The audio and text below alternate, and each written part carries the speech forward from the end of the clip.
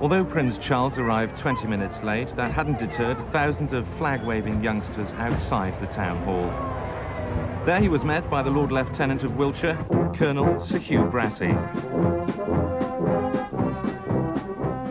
There was even a brass band on hand to give him a tuneful welcome. There was plenty of support too for the Calne project, and inside, the Prince, a keen conservationist, was shown what it's achieved on the 6-acre site, formerly the Harris Bacon factory. Back outside again, and the patient crowds were treated to a longer than expected walkabout. Later, he was to plant a tree donated by the Calne Civic Society. He officially opened the derelict Marsden House, which is being refurbished into a community centre. His arrival was marked by 50 doves, and at a shop on Church Street, he was given 2 T-shirts for the young princes, William and Harry.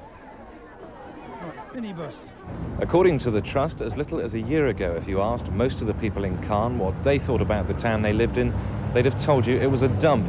But now, with the community centre, plans for riverside walkways and more shopping, and to cap it all, Prince Charles's visit, they say there's a growing sense of pride that's been missing for decades. Although the people of Calne had no pride in their town, they knew exactly what was needed to give it a lift. The district council put forward plans for a major shopping and housing complex. The locals said no. In 1983, the Harris Bacon factory was shut down. Hundreds found themselves out of work, and what had been the town's focal point for years lay idle. The district council bought the site and later demolished the building. It was then that the townspeople voted to set up the Calne project. It has charitable status and works closely with locals as it plans for the future. The derelict Marsden House, soon to be a community centre, is just one of the many projects underway. They're headed by an architect who ran an award-winning scheme in Derbyshire. Essentially, one of our aims is getting people to do something to really bring the older buildings in the centre of the town back into a better use and a better state of repair. There's a real feeling now that Calne has turned the corner and is beginning to climb up towards being a good place to be again. The project aims to have transformed Calne's town centre by the mid-1990s. When complete, it will boast a series of riverside walks, specialist shopping, open spaces and a marketplace. Already 400 yards of the disused Wilts and Berks Canal by Castle Park has been cleared. As a direct result of the project's success, the County Council has commissioned a study to solve the town's traffic problems. The project is now convinced that after today's royal visit, this unique scheme will be copied by dozens of other similar towns up and down the country.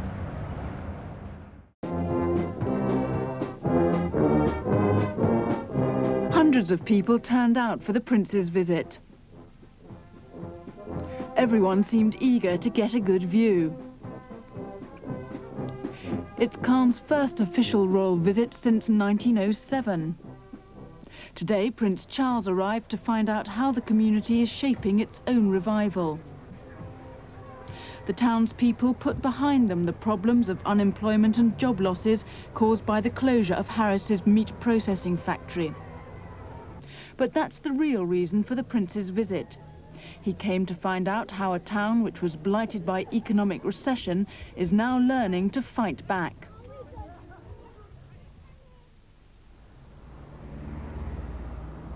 In the late 1970s, the cold wind of change blew through Calne.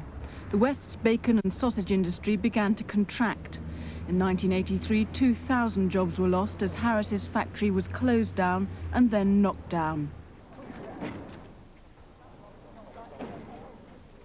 Today, all that remains is a huge empty space right in the heart of the town. But there's an unseen legacy as well: high unemployment, low morale and a battered civic pride. When in 1983 the factory closed, the town were devastated, and the people were.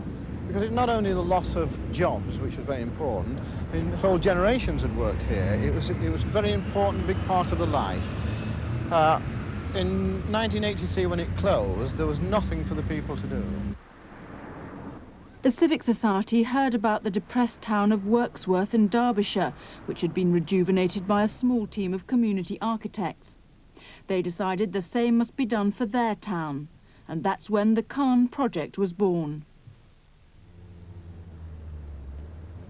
From their tiny office, the team are working at rekindling people's interest in what's happening to their town.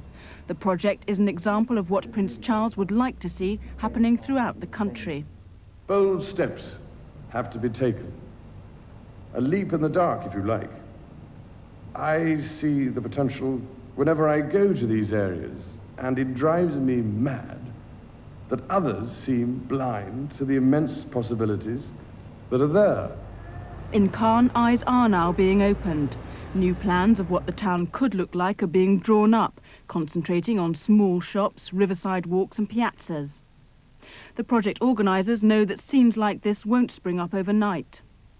It'll be a slow process. I'd love it to be much faster, but it'll be a slow process. But there isn't any doubt in my mind at all that Calne will continue to climb now and will become a place which people actually will like and will want to come and live here and will want to come and shop here, work here, and so on. I think it's got an assured future.